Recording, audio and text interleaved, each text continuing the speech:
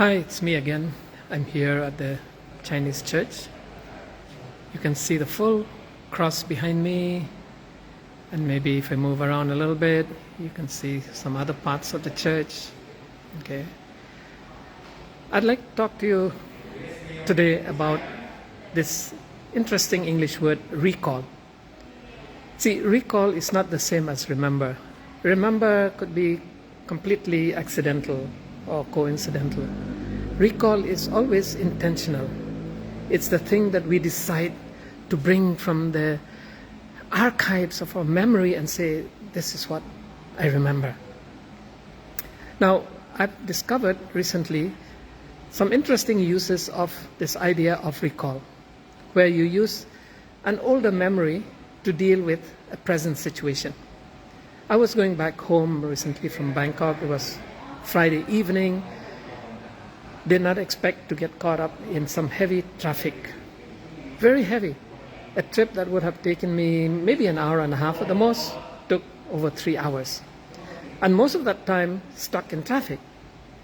And so I did, the smart thing, and that was to disobey the GPS. So, I think I know this road, so let me turn here. Of course, the GPS will always find an alternate route for you.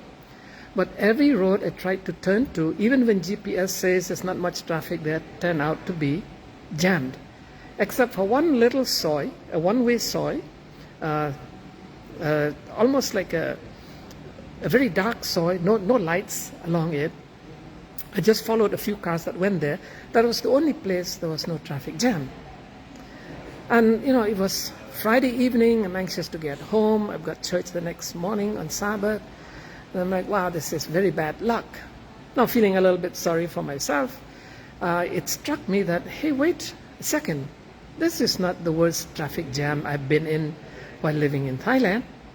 Many years ago, when there was only one airport in Thailand, I had made a trip, and this was during a festival we call here Songkran, which is the Thailand New Year, a trip to the old airport to drop somebody and then go back to where I was working. Normally, the back trip should have taken me 1.5 hours at the most. That day, it took me 6 hours. It was so long when I got back to the campus, the driver who drives the van for the university, he said something interesting to me. He said, "Sir, you should learn the other roads. There are other ways to come back. You wouldn't have been stuck in that traffic." Now, how did that help this recent event? Well, as I was sitting there in my car, waiting for the traffic to move at virtually snail pace, a few meters at a time, I recalled that 6-hour drive. And it suddenly dawned on me, hey, wait a minute, this is not the worst thing that has ever happened to me.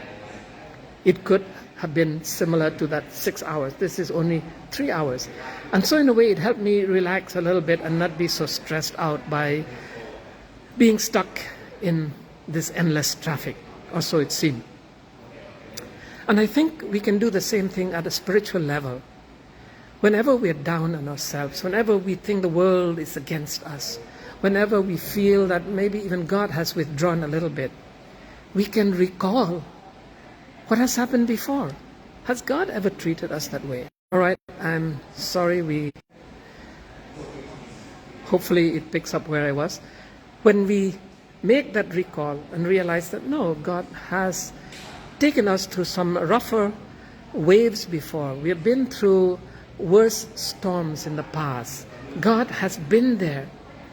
That becomes an assurance not only that He is here in this current situation, but He will be there in the future when something maybe worse, a worse traffic jam, a worse problem, a worse pain comes our way.